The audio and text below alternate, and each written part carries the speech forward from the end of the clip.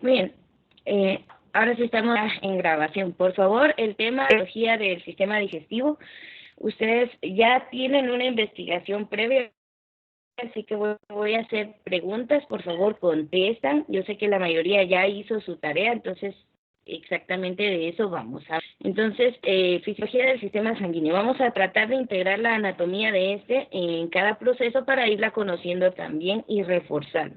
El tema del sistema digestivo sí lo voy a evaluar como contenido de la segunda unidad.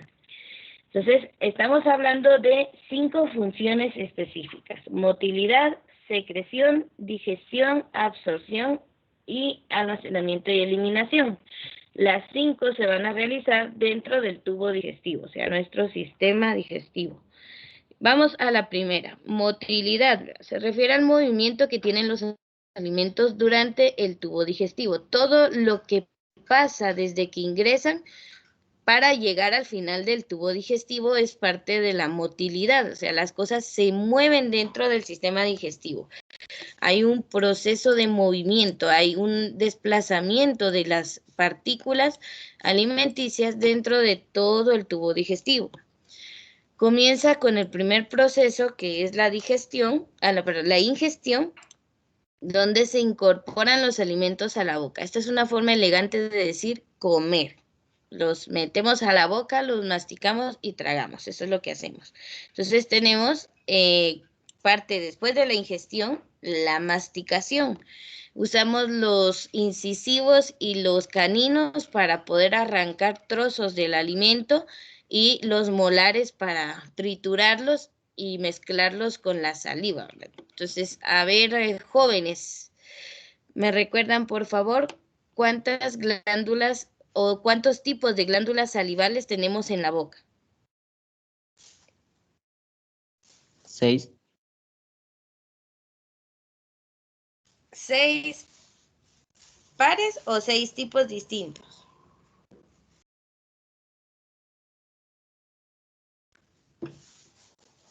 O 3 pares distintos, perdón.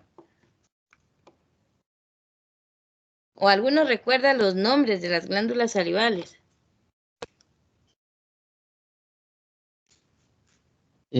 La sublingual, submaxilar y la parótida. Muy bien, la que nos hace ser cachetones, ¿verdad? Las parótidas, submaxilares y la sublingual, que a veces esa, si no tenemos un buen control, es la que nos hace, pues, expulsar saliva cuando hablamos. Entonces, tenemos esos 3 tipos de glándulas para producir la saliva y que la digestión de algunos alimentos comience desde la boca. Por ejemplo, los carbohidratos, usted los empieza a digerir desde que, desde que ingresan a su boca y los mastica, porque la saliva tiene 2 enzimas que se dedican a la digestión de carbohidratos. ¿Qué les dije? A las 1:30 va a ingresar más gente. Ahí están ingresando.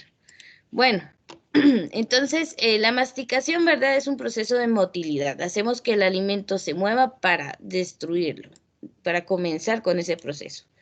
Luego tenemos la deglución. La deglución es tragar los alimentos, así de simple.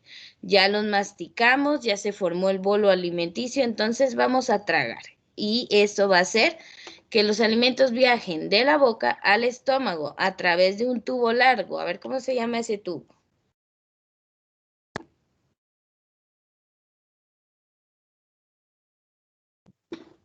Es el esófago. Perfecto, el esófago. Ahí se ve que sí ya están haciendo su tarea. Luego, lo que es el movimiento de peristalsis y segmentación.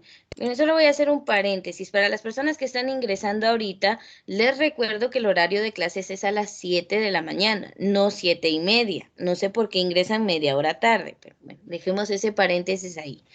Vamos entonces con peristalsis y segmentación. Es este movimiento que ven, ¿verdad? Este es el estómago, llega el alimento y comienza a segmentarlo, a moverlo, o sea, las paredes se contraen para poder comprimir y degradar los alimentos, o sea, si hay un movimiento en su estómago.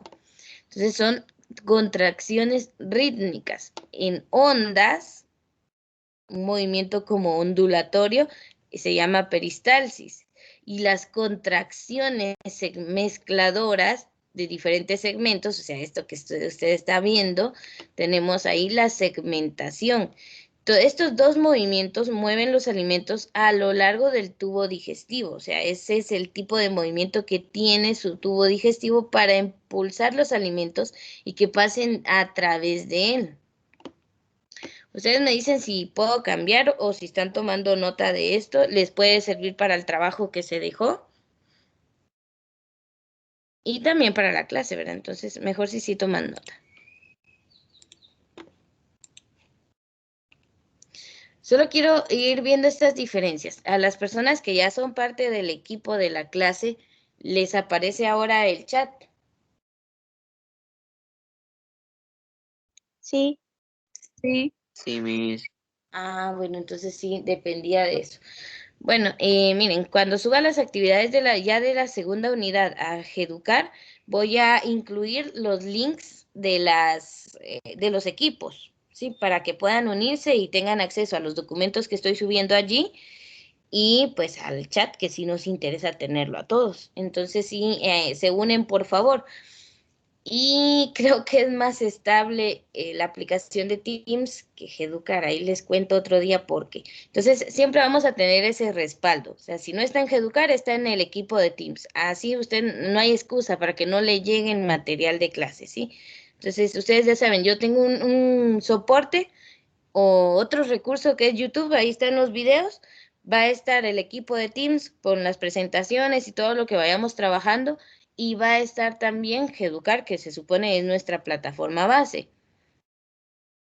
Pero es bueno tener respaldo, ¿sí? Eso se aplica a todo de la vida. Entonces, así vamos a trabajar. Yo voy a tener todos esos respaldos para que usted pues tenga acceso a la información y también no tenga excusas de decir yo nunca me enteré, nunca supe, no, sino que esté atento a su contenido de clase, por favor.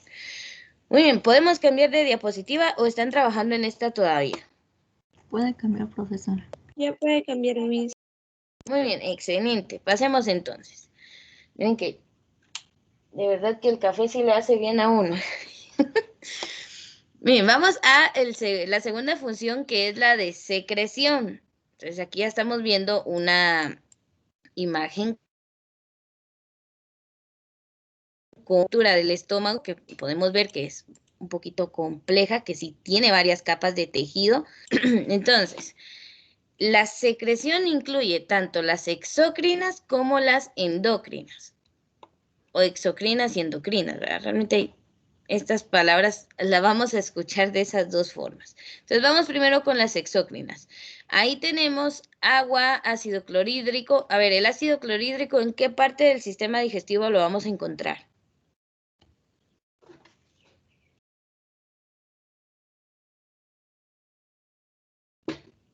En el estómago, Miss. En el estómago, ¿verdad? Ya se nos tiene que ir quedando, por favor. Les voy a escribir aquí la fórmula química, es HC mayúscula, L minúscula. H mayúscula porque es hidrógeno, C mayúscula, L minúscula, que es el símbolo del cloro. Entonces, ácido clorhídrico, ahí estamos. Y este ácido, pues sí lo vamos a encontrar acá, ¿verdad? Es capaz de degradar los alimentos. Ahora, ¿por qué el estómago es capaz de soportar eso? Pues veamos cuántas capas tiene. Tiene las rugosidades de la membrana mucosa, que ahí es donde se secreta y se mantiene, una membrana submucosa, una membrana muscular oblicua, que va de esta forma, una membrana muscular circular, que va de forma horizontal envolviendo al estómago, una membrana muscular longitudinal que va a lo largo y una membrana serosa que es la última capa que cubre el estómago. Mire cuántas capas tiene. Tiene 1, 2, 3, 4, 5, 6 capas de tejido, pues obviamente para poder soportar la carga de alimentos y la carga que mantiene de jugos gástricos o ácido clorhídrico. Son 6 capas las que hacen al estómago capaz de soportar ese tipo de líquido. Aquí donde dice cardias, pues tenemos que sería el esfínter entre el esófago y el estómago, el que evita que el contenido del estómago suba al esófago. Cuando eso sucede, pues se da un caso de acidez. Luego tenemos acá el píloro, que es el otro esfínter, solo que este es entre el estómago y el intestino delgado, donde inicia con el bulbo duodenal, o sea, el duodeno. Entonces aquí tenemos dos esfínteres que van a cerrar el paso cuando el alimento ya pasó, pues se cierra el cardias para que no regrese y cause acidez, porque ya se mezcló con el ácido clorhídrico. Y el píloro, pues para que el alimento no pase antes de estar listo al duodeno. Entonces, es algo compleja la estructura del estómago, pues para poderse soportar este tipo de líquidos y aparte la función que realiza. Recuérdense que tiene que contraerse, o sea, para hacer el movimiento de segmentación y también tiene que tener movimientos ondulatorios para la peristalsis. Entonces, sí necesita capas musculares, aunque es tejido autónomo, usted no controla esos movimientos. Bueno, el bicarbonato, que es una sustancia de carácter básico que ayuda a neutralizar la acidez, por ejemplo, del ácido clorhídrico, y muchas enzimas digestivas se secretan en el tubo digestivo. Por ejemplo, el estómago secreta de 2 a 3 litros de jugo gástrico por día. Imagínese eso, 2 a 3 litros. O sea, su estómago tiene una gran cantidad de acidez y usted se le ocurre no comer un día porque quiere estar delgado. El estómago sigue generando el ácido y pues al no tener sobre qué trabajar, empieza a dañar la membrana mucosa y la submucosa y ahí es donde sale la famosa gastritis, que si no se cuida llegan a ser úlceras y si no se cuidan llegan a ser cáncer de estómago. Entonces, ¿por qué se da la gastritis? Porque usted no le da el alimento al horario adecuado, ya está la cantidad de ácido clorhídrico ahí ansioso de digerir, pero usted no se alimentó. Entonces comienza a degradar las paredes del estómago. Por lo tanto, es indispensable comer a las horas adecuadas para que no nos dé gastritis. Entonces, consejo Sanora, coma a tiempo, porque su estómago sigue produciendo el jugo gástrico cada día, coma usted o no. Y bueno, ahí está la gastritis, las úlceras y el cáncer estomacal. Entonces, mejor prevenir que lamentar. Coma porciones pequeñas varias veces al día y no atiborrarse de comida en un solo tiempo, ¿verdad? Ese es un consejo para una alimentación un poco más sana, ¿verdad? Entonces, y aparte no comer comida chatarra. Esas son las secreciones exócrinas, o sea, que va a expulsar agua, ácido clorhídrico, bicarbonato y muchas enzimas que llegan hasta acá al tubo digestivo.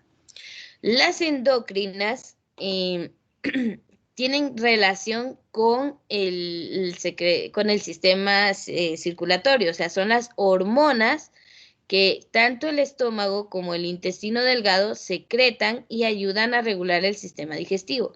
Cuando hablamos de una hormona, esta va a llegar al torrente sanguíneo y va a ir de un órgano a otro para ir a dar un mensaje. Entonces, van a viajar a través del torrente sanguíneo o van a llegar a otro órgano a dar una instrucción. Es un mensajero químico. Entonces, las más conocidas son las exócrinas y bueno, esta que era endocrina, pues ya la vamos conociendo. ¿Preguntas hasta el momento? O si necesitan tiempo para copiar algo, pues con mucho gusto. Sí, Miss, estamos copiando. Vale, un minuto entonces.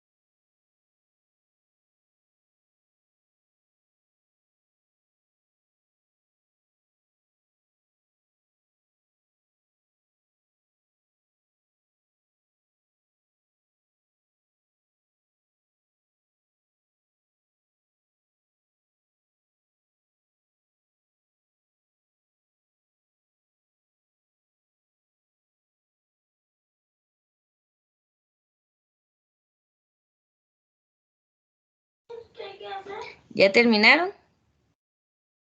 Ya, Miss. Por favor, siempre avisen, porque yo les doy el tiempo que requieran, pero tienen que avisar para poder seguir avanzando. Vamos a la tercera función, que es el proceso de la digestión. Así como ven, esta parte era lo que les estaba pidiendo, el transporte de los alimentos. Lo único es que hay que identificar con el nombre que estos manejan en cada parte, ¿verdad? Entonces ya sabemos que, por ejemplo, bolo alimenticio, cuando se da la masticación, y todos los nombres que van a obtener acá en el proceso. Entonces, la digestión es el proceso que se lleva para poder asimilar los alimentos. Entonces, nuestro organismo los convierte en sustancias más simples para que puedan ser absorbidas por las paredes del intestino y de los vasos sanguíneos. Ya sabemos que los nutrientes pues salen del intestino, viajan a través de los vasos sanguíneos y tienen que llegar a todas las células de nuestro cuerpo. De este modo, los alimentos llegan a la sangre para viajar, aquí está, a todas las células del cuerpo. Alimentos como tal, yo ya no diría que son alimentos, aquí son nutrientes. Pueden ser las biomoléculas, proteínas, carbohidratos, ácidos nucleicos, todos ellos, ¿verdad? Vitaminas y minerales serían micronutrientes. Entonces ya todo eso es lo que viaja por la sangre. En sí, alimentos no, nutrientes son los que viajan. Entonces la digestión es parte de un proceso mayor, que es la nutrición. ¿Para qué comemos? Pues sí, para saciar el hambre, pero la finalidad es mantenernos con vida, saludables. Eso se llama nutrición. Entonces, la digestión incluye varias etapas, ¿verdad? La ingestión, que ya la vimos, la digestión en la que estamos, la asimilación, la desasimilación y la excreción. Este término tal vez no lo habían escuchado, pero ya lo vamos a ver. Entonces, veamos acá. Aquí vamos a ver a los nutrientes, proteínas, aminoácidos, vitaminas, sales minerales, lípidos, fibra, glúcidos, que son carbohidratos, glucosa y agua.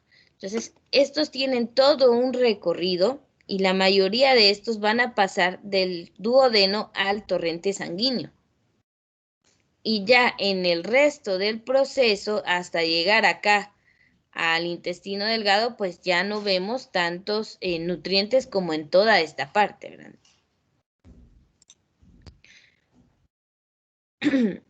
Cuando se da la ingestión, ahí actúan pues nuestras glándulas salivales. Tenemos 3 tipos distintos: la masticación, la deglución, pasamos por el esófago, llegan al estómago, acá se dan los movimientos peristálticos y de segregación.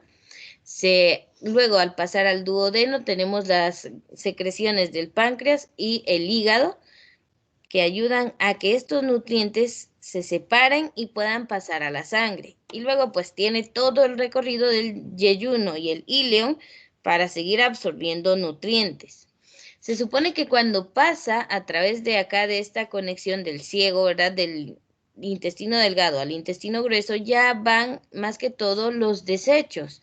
Ahí ya se forman las heces fecales que finalmente van a ser expulsadas. Entonces, ¿qué vamos a absorber acá en el intestino grueso? Pues como aquí se ve en pequeño, pues ya solo va agua y fibra. Todos los demás nutrientes en su mayoría se absorben en el intestino delgado. Bueno, no sé si están tomando nota de acá.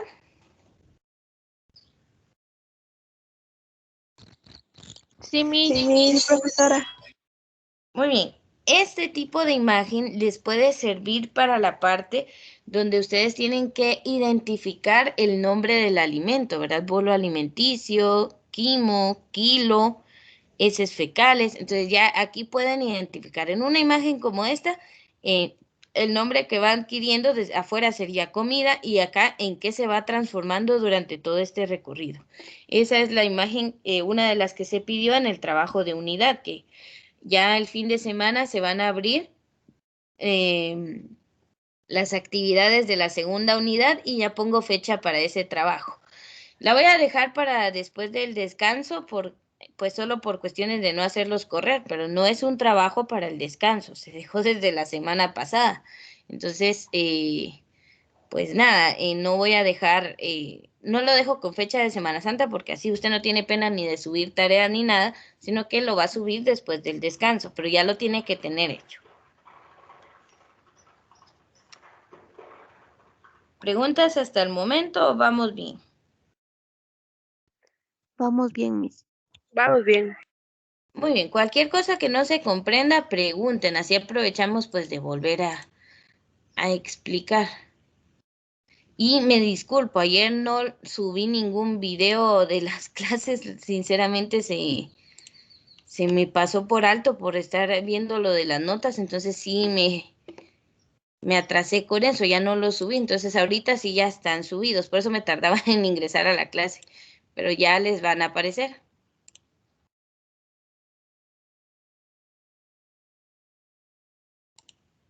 Bueno. Ustedes me avisan por favor cuando terminen acá con esta diapositiva.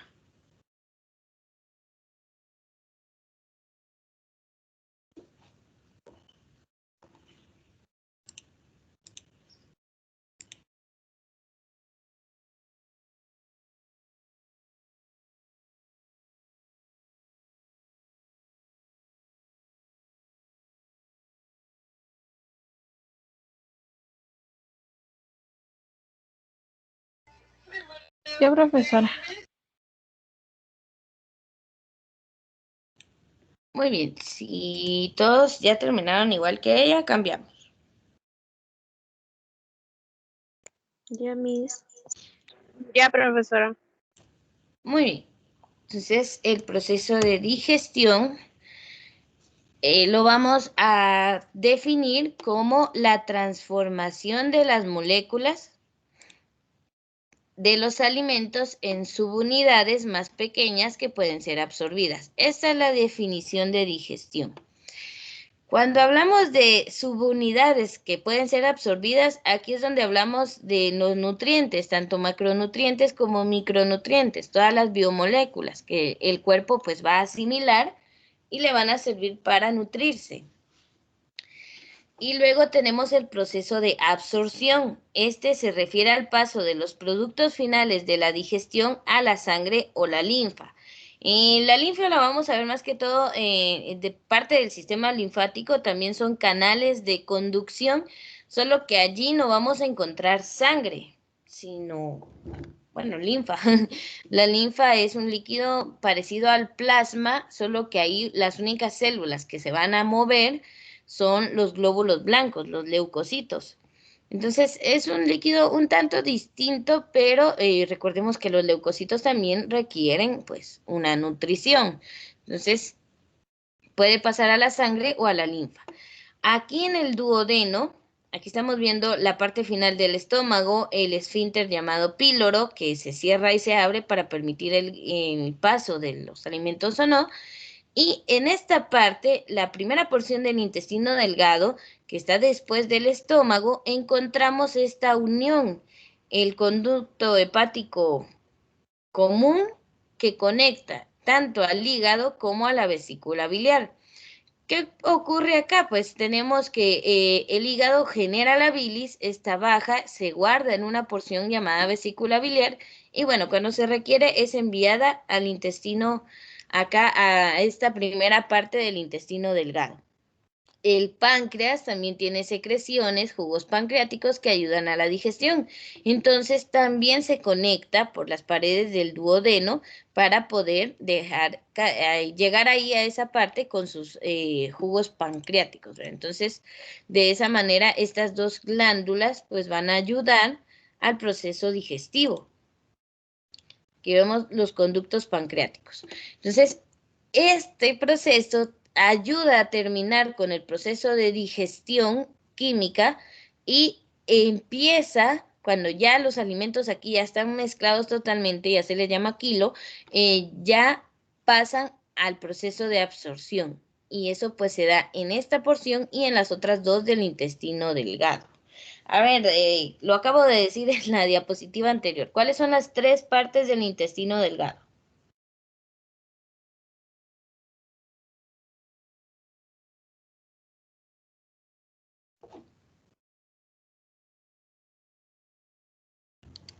El duodeno, yeyuno y el ilio.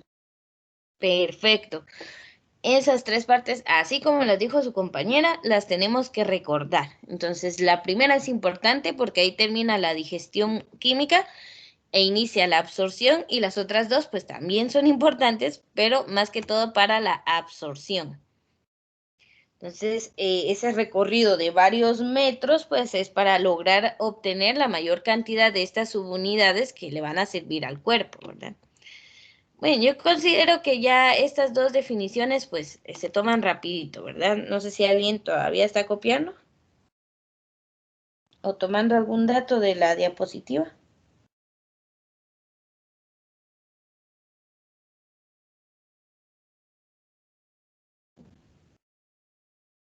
Bueno, supongo que no. Vamos entonces a la siguiente. Vamos a hablar del almacenamiento y la eliminación. Esto se va a dar directamente en el intestino grueso. Entonces, recordemos las partes del intestino grueso. Tenemos donde bueno, solo le voy a dar ingreso a un compañero, ahí está. Tenemos acá donde se une el yeyuno, el ilion, que es la última parte del intestino delgado, al intestino grueso. Esta porción que queda un poquito abajo de esa unión se llama ciego. Y pues ahí el famoso apéndice, ¿verdad? Que más de alguno yo sé que ya lo operaron y se lo extrajeron. Entonces, acá esta porción que va para arriba se llama colon ascendente. O sea, ¿por qué logra subir los restos de alimentos? ¿Por qué logran ascender en contra de la gravedad, que es una ley natural que nos lleva hacia abajo? Pues bueno, ahí están los movimientos, la motilidad del sistema digestivo. Ahí tenemos los movimientos peristálticos que ayudan a que estos restos de alimentos suban y no se queden estancados en esta porción. Entonces, o sea, sí hay un movimiento incluso en el intestino grueso, ¿verdad? Para que puedan subir en contra de la gravedad. Entonces hay que ayudar a nuestro sistema digestivo, que imagínense, esa porción es difícil, ¿verdad? Pues hay que consumir fibra, mucha agua para que las heces fecales pues circulen a través del intestino grueso. Esta sección que va hacia arriba es el colon ascendente. Luego tenemos el que atraviesa casi todo transversalmente nuestro cuerpo, que sería el colon transverso. El que desciende sería colon descendente. Acá no está señalizado, pero se le llama sigma o colon sigmoideo. Esta curvatura natural para regresar al centro del cuerpo, y finalmente tenemos el recto, que es la última porción del intestino grueso, y el ano, que es el esfínter final, que pues bueno, permite el egreso o la salida o la eliminación de las heces fecales. Entonces aquí termina todo el recorrido que hacen los alimentos y la transformación que sufren dentro de nuestro cuerpo. Esta función, almacenamiento y eliminación, se refiere pues a que hay un almacenamiento temporal de las heces fecales, de todo lo que ya no es digerible por nuestro cuerpo ni aprovechable. Entonces, hay personas con problemas intestinales o de tránsito intestinal y pueden almacenar por más tiempo del necesario las heces fecales, y eso causa problemas de salud. Entonces, para ayudar a que esto se dé de forma saludable, debemos consumir suficiente agua cada día y fibra, alimentos ricos en fibra. Entonces, aquí tenemos almacenamiento temporal y luego la eliminación subsecuente, o sea, significa que pasa después, de las moléculas indigeribles de los alimentos. Ya a todo eso que ya no nos sirve es a lo que llamamos heces fecales. Bueno, aquí termina todo el recorrido, todo lo que pasa en nuestro sistema digestivo. Esta sería la última función. Entonces, tomen el dato, por favor, y me avisan si ya podemos cambiar de diapositiva o si hay alguna duda.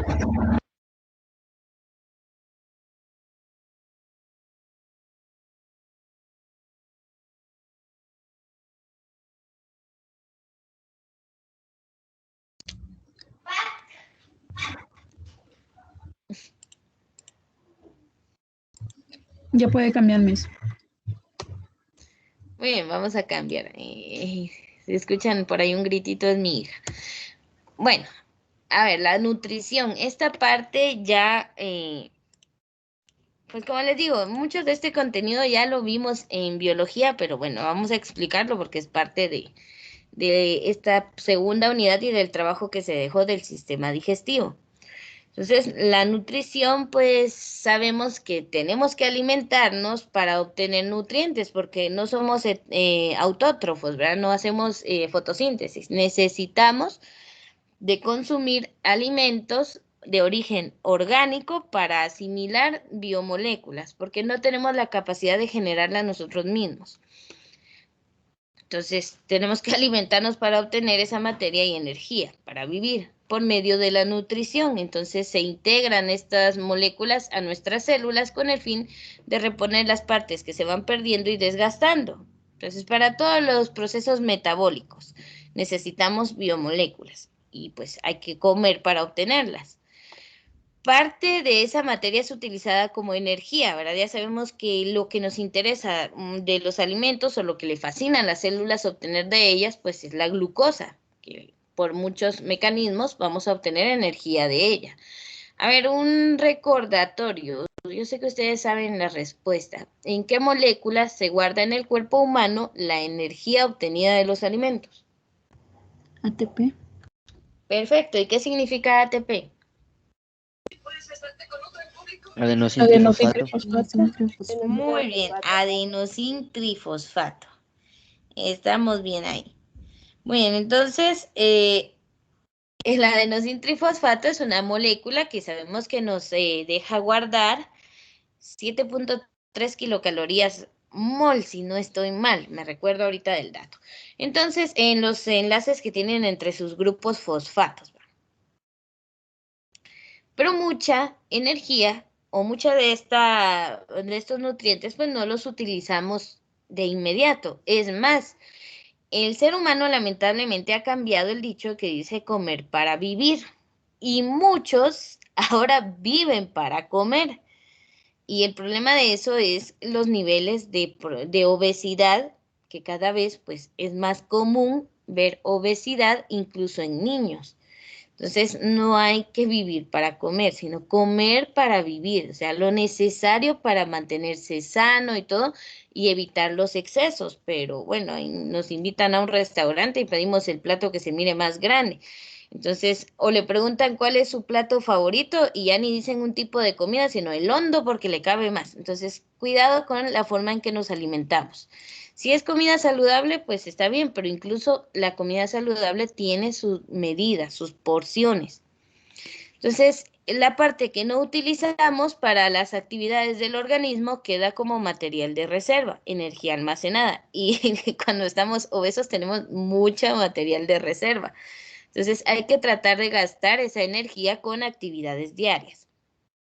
Entonces, procesos que involucran la nutrición. Comprende la digestión de los nutrientes, la circulación de estos hacia cada una de las células del cuerpo, la respiración por medio de la cual se obtiene el oxígeno que libera la energía que contienen. ¿Se recuerdan que esto es respiración celular dentro de la mitocondria?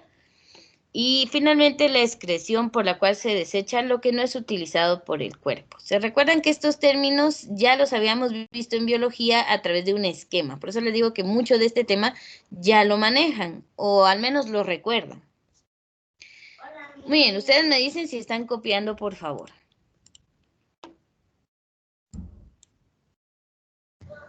Sí, profesora. Ah, muy bien.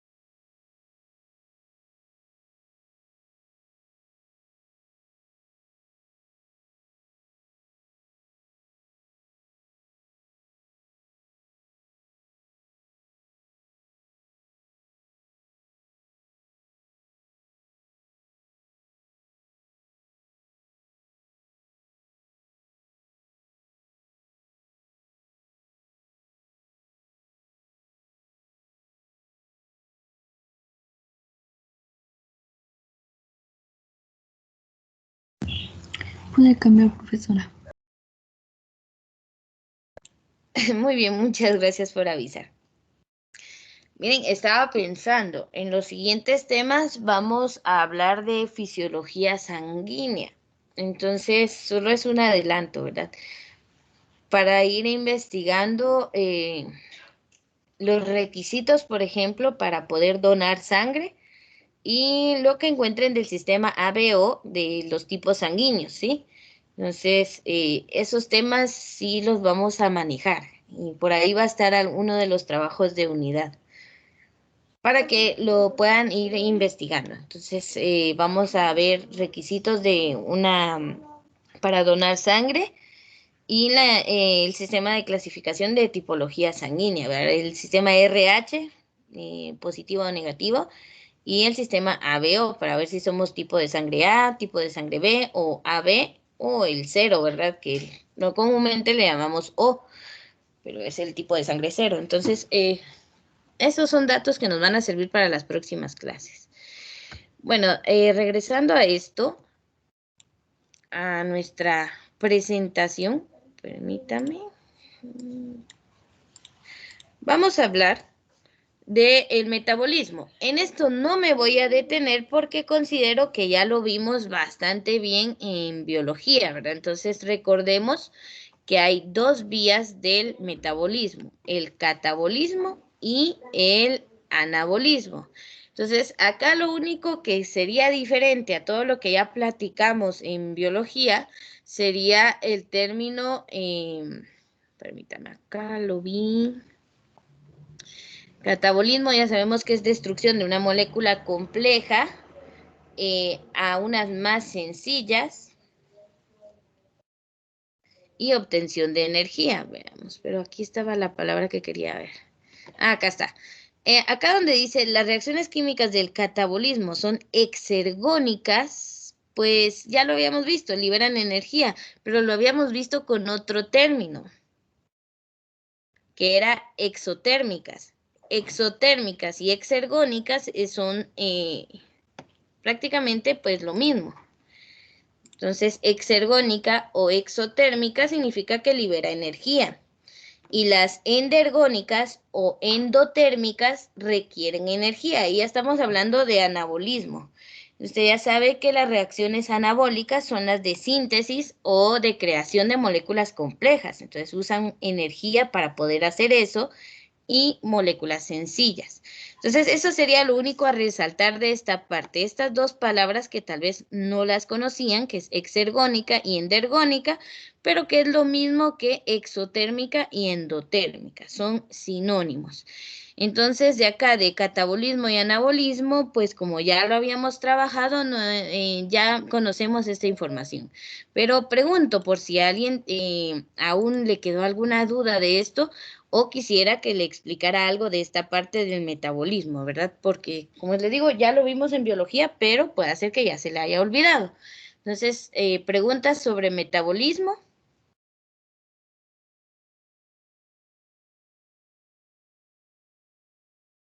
¿O si los diferencian bien?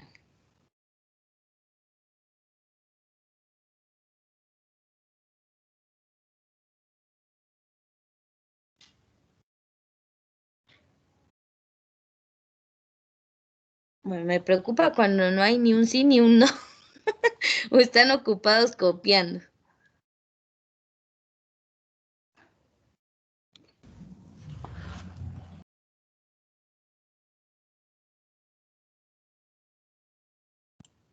Ni fu ni fa, dije. A ver, jóvenes, la pregunta es si recordamos bien lo que es catabolismo y anabolismo para no volver a retomar ese tema o consideran que mejor lo explicamos de nuevo.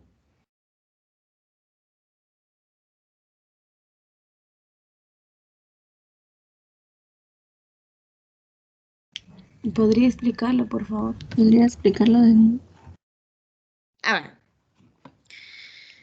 A ver, primero definamos metabolismo. Entonces, metabolismo es todo el conjunto de reacciones químicas que pasan dentro de nuestro cuerpo. O sea, toda reacción química que se dé es parte del metabolismo. Estas pues intervienen, vamos a darle a aceptar aquí a una compañera, intervienen en la obtención de energía como parte de los seres, de los organismos vivos. O sea, nosotros obtenemos energía o gastamos energía según la ruta metabólica o la fase del metabolismo. Entonces, es toda reacción química que se dé dentro de un organismo vivo que involucre energía, metabolismo. Vale. Hay dos tipos de reacciones distintas. La primera es catabolismo. Catabolismo es destrucción, es degradación, rompimiento de enlaces. Entonces, aquí catabolismo va a destruir los compuestos químicos, los va a descomponer o degradar. ¿Para qué descompone, degrada, destruye esas moléculas químicas complejas? Pues lo hace para liberar la energía que almacenan. Entonces, rompe las moléculas complejas para obtener energía y pues algunas sustancias ahí sencillas. Eso es catabolismo, destrucción de moléculas para obtener energía. Luego, la otra ruta del metabolismo va a ser el anabolismo. Cuando hablamos de anabolismo, allí es todo lo contrario a catabolismo. Ahí no vamos a destruir, vamos a crear, vamos a construir, vamos a sintetizar. Entonces, pero para eso hacíamos el ejemplo de que usted quiere construir una casa, pues lo primero que tiene que tener es dinero para comprar materiales y pagarle a alguien que la haga. Pues el cuerpo, para poder sintetizar o crear alguna biomolécula, necesita energía. Entonces, el anabolismo se va a gastar el ATP y la va a usar para la síntesis de sustancias más complejas. Pues va a crear algo, ¿verdad? Gastando energía. Entonces, catabolismo destruye y obtenemos energía. Anabolismo construye, crea, sintetiza, pero gastamos energía, ¿sí? Esa es la gran diferencia entre catabolismo y anabolismo.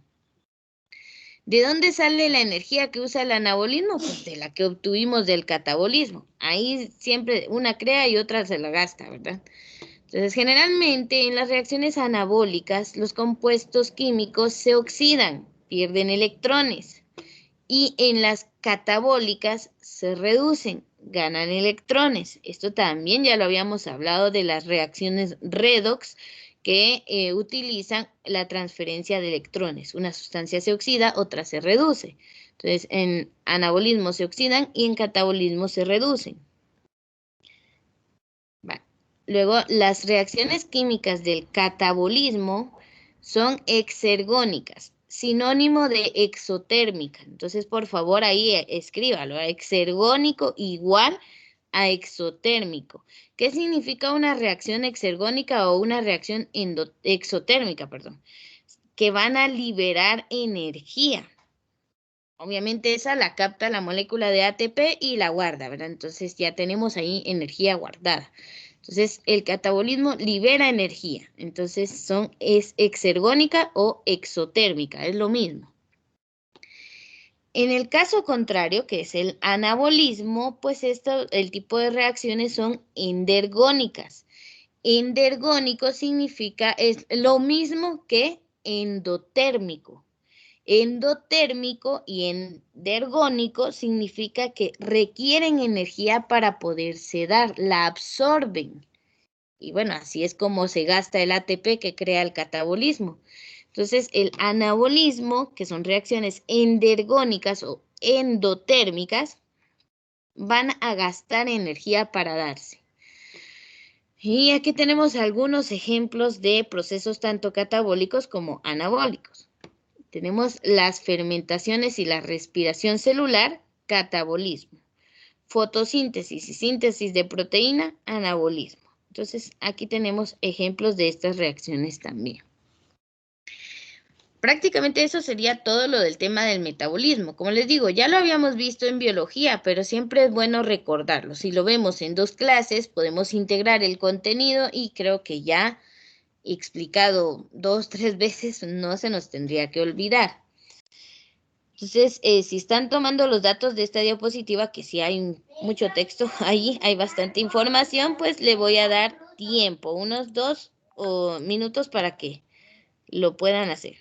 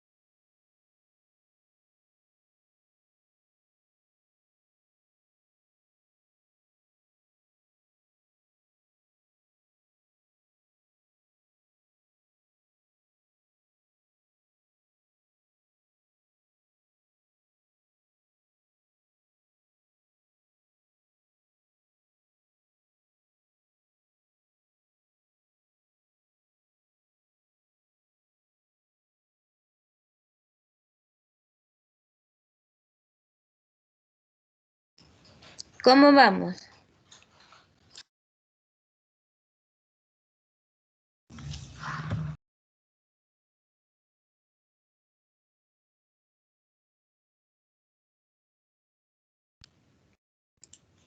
A ver, ¿alguien ya terminó?